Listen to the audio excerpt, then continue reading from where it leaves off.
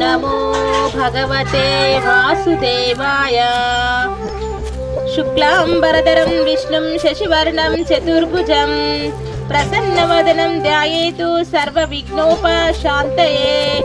శాంతాకారం భుజగశయనం పద్మనాభం సురేశం విశ్వాధారం గగన సదృశం మేఘవర్ణం శుభాంగం లక్ష్మీకాంతం కమలనయనం యోగి హృద్యానగమ్యం వందే విష్ణుం భవభయహరం సర్వలోకైకనాథం. మాఘ మహాపురాణం 16వ అధ్యాయం విద్యాధర పుత్రిక కథ. రాజా మాఘమాస స్నాన మహిమను తెలుసు మరి యొక్క కథను వినుమని మరలా ఇట్లు పలికెను. పూర్వం ఒక విద్యాధరుడు సంతానం కావాలనని బ్రాహ్మణుని ఉద్దేశించి గంగా తీరమున తపము చేయుచుండెను. నియమవంతుడై భక్తి శ్రద్ధలతో చిరకాలం తపమాచరించెను. అతడిట్లు చిరకాలం తపము చేయగా బ్రహ్మ సంతుష్టుడై వానికి ప్రత్యక్షమాయెను. వరములిత్తును కోరుకొమ్మనను పుత్రుని నిమ్మని విద్యాధరుడు బ్రహ్మను కోరెను. అప్పుడు బ్రహ్మ, నాయన నీకు పుత్ర సంతాన యోగం లేదు, అయినను నీ తపస్సుకై మెచ్చి పుత్రికను అనుగ్రహించుచున్నానని అంతర్ధానమొందెను. ఆమె పెరిగి పెద్దదాయనాయను. మిక్కిలి సుందరమైన సద్గుణాన్వితమై కన్న వారికి తనను చూసిన వారికి సంతోషమును కలిగించుచుండెను. విద్యాధరుడును ఆనందమును కలిగించు నీమెను ఎవరికిచ్చి అత్తవారింటికి పంపజాలను. వివాహం చేసినను అల్లుని కూడా నా ఇంటికే ఎంచుకొనుదనని నిశ్చయించుకొనెను. ఒకానొక నాడు రాక్షసుడు ఆమెను చూసెను. ఆ రాక్షసుడు దేవీ భక్తుడు, ఎన్నో దివ్య శక్తులను సంపాదించెను. కోరిక రూపము ధరింపగల శక్తిని కూడా సంపాదించెను. ఆ రాక్షసుడు విద్యాధర పుత్రికను చూసినంతనే ఆమెపై మరలు కొనెను. ఆమె నెట్టిన వివాహము చేసుకునే వలన తలచెను. ఆ రాక్షసుడు మిక్కిలి శక్తివంతుడు. శివుని తపముచే మెప్పించి శివుని శూలమును కోరి పొందెను. శివుడును వానికి శూలమునిచ్చుచు, ఓయి ఇది నీ శత్రువునకు అధీనమైనచో నీవు మరణించువని చెప్పి ఇచ్చెను. వరగర్భితుడైన రాక్షసుడు, నన్ను మించిన శత్రులెవ్వరు, నా ఆయుధాలు శత్రువునట్లు చేరును అని తలచి వరగర్భితుడై ఎవరిని లెక్క చేయక ప్రవర్తించుచుండెను. అట్టి రాక్షసుడి విద్యాధర పుత్రికను చూసి, సుందరి నన్ను వరించుమని అడిగెను. ఆమెయు నా తండ్రి అన్నను అడుగుమని చెప్పెను. రాక్షసుడును విద్యాధరుని వద్దకు పోయి వాని కుమార్తెనిచ్చి వివాహం చేయమని కోరెను. విద్యాధరుడు దానికి తన కుమార్తెనిచ్చి వివాహం చేయుటకు తిరస్కరించెను. రాక్షసుడు చేయునది లేక మరలా వచ్చును. విద్యాధరుని పుత్రికను హరించి సురక్షితముగా సముద్రము కిందనున్న తన ఇంట నుంచెను. శుభముహూర్తమున ఆమెను వివాహమాడదలచెను. విద్యాధరుడు తన పుత్రిక ఏమైనదో అని విచారించుచుండెను.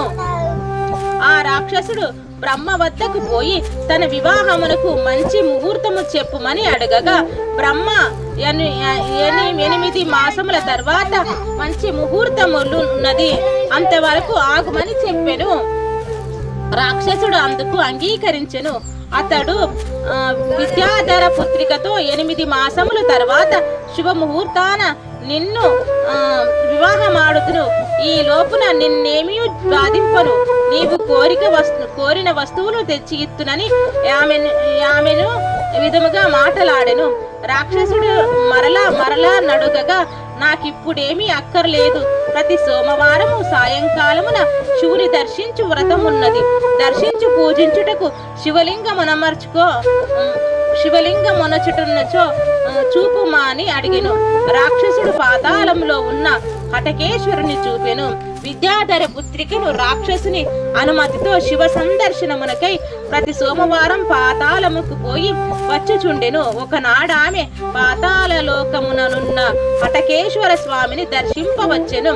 అప్పుడు అచటకు త్రిలోక సంచార్యగు నారద మహర్షియు హటకేశ్వరుని దర్శింపవచ్చి ఈమెను చూసెను. ఆశ్చర్యపడి, అమ్మాయి నీవిచట నున్నావేమిటి అడిగెను. ఆమెయు తన వృత్తాంతమంతయు చెప్పెను. రాక్షసుడు తనను సముద్రము కింద ఉన్న గృహమున నిర్బంధించినున్నానని చెప్పెను.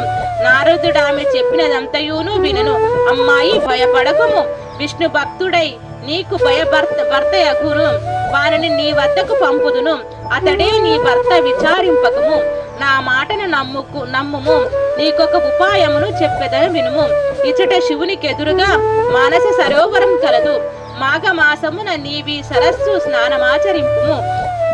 గంధ పుష్పాదులతో శ్రీమన్నారాయణ్ణి పూజించి ప్రదక్షిణ నమస్కారములను చేయుము. మాఘమాసమంతయు ఇట్లు చేయము. ఇట్లు చేసిన వారి కోరుకున్నది లభించును. శ్రీమన్నారాయణుడు నిన్ను కాపాడును. మాఘ స్నానం పూజాధికము సద్య ఫలమునిచ్చును. నా మాటను నమ్ముమని చెప్పి నారదుడు తన దారిన పోయెను. విద్యాధర పుత్రికయు నారదుని మాటను మనస్ఫూర్తిగా నమ్మెను. మాఘమాసమంతయు అటకేశ్వరపురమందున్న మానస సరోవరం వద్దకు వెళ్లి స్నానము చేసి పూజమునకు వాణిని చేయుచుండెను. నారదుని మాట యథార్థమగుటకై ఎదురు చూచెను. మాఘమాసమున వ్రతముతో గడిపెను. నారదుడు లోక సంచారం చేయుచు సౌరాష్ట్ర దేశమును పాలించుచున్న శ్రీ మహావిష్ణువు భక్తుడగు హరిద్రాగుడను మహారాజును చూచెను. ఆ రాజు సర్వకాల సర్వావస్థలయందును శ్రీ మహావిష్ణువును స్మరించుచుండును. అందరి యందును శ్రీమన్నారాయణే దర్శించును. వారిని హరి అని ఆహ్వానించును. విష్ణు వారిని పిలుచును. గోవిందాయని మాటలాడును. శ్రీకృష్ణ అనుచు మనం వస్తువులను స్వీకరించును. దామోదర అనుచు భుజించును. కేశవాయ అనుచు నిద్రించును. నరసింహాయ అను స్మరించుచు ఋషికేశ్వరునికి మేల్కొనును. వామనాయ అనుచు తిరుగును. ఏ పని చేయుచున్నను, ఎవరితో మాటలాడుచున్నను, ఏదో ఒక విధముగా శ్రీమన్నారాయణ్ను తలుచును. ఇట్లు విష్ణు భాగవతాన్మయుడైన హరిద్రాదుని వద్దకు నారద మహర్షి వెళ్ళెను. హరిద్రాదుడు నారద మహర్షిని చూసి ఎదురు వచ్చి గౌరవించెను. తగిన ఆసనమును కూర్చుండబెట్టి అనేక ఉపచారాలతో పూజించెను. నారదుడును రాజా విద్యాధర కన్యనొక దానిని వరగర్భితుడైన రాక్షసుడొకడు బలాత్కారంగా నపహరించి సముద్ర గర్భమున దాచియుంచినాడు. ఆ విద్యాధర కన్యక త్రిలోక సుందరి సద్గుణశీల, నీవామెను భార్యగా స్వీకరింపవలను.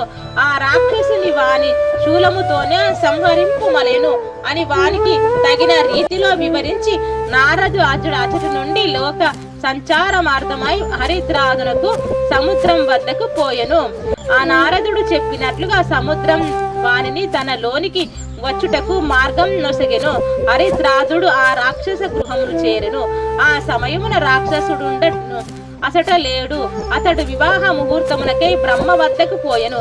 అతడు పోవుచు శూలం ఇంటిలో ఉంచి వెళ్ళెను. రాజా రాక్షసుని ఇంట నున్న శూలమును గ్రహించుండెను. రాక్షసుడింటికి వచ్చినప్పటికీ తన శూలం పరహస్తగతమగుటను గమనించెను. ఆ రాజును చూచి ఇట్టి వానితో యుద్ధం చేసి మరణించినను మంచిదే అని తలచి హరిద్రాదునితో యుద్ధము సిద్ధపడెను. రాక్షసుడు హరిద్రాదుడు చాలా కాలం యుద్ధం చేసిరి. హరిద్రాదుడు శివుని శూలమును ప్రయోగించి రాక్షసుని సంహరించెను. ఆ రాజు రాక్షసుని సంహరించి విద్యాధర పుత్రిక వద్దకు పోయెను. ఆమెయు నారదుని మాటను స్మృతికి తెచ్చుకొనెను. వారిని భర్తగా వరించెను. హరిద్రాదుడు ఆమెను వివాహమాడెను. ఆ దంపతులను విష్ణు భక్తులై విష్ణు పూజను మాఘమాస స్నానమును మానక చేయుచుండరి. చిరకాలము సుఖశాంతులతో శుభలాభాలతో జీవితము గడిపి శ్రీహరి సాన్నిధ్యమును చేరిరి అని వశిష్ఠుడు మాఘ స్నాన మహిమను దిలీపునకు వివరించెను. మాఘ మహాపురాణం 16వ అధ్యాయం సంపూర్ణం.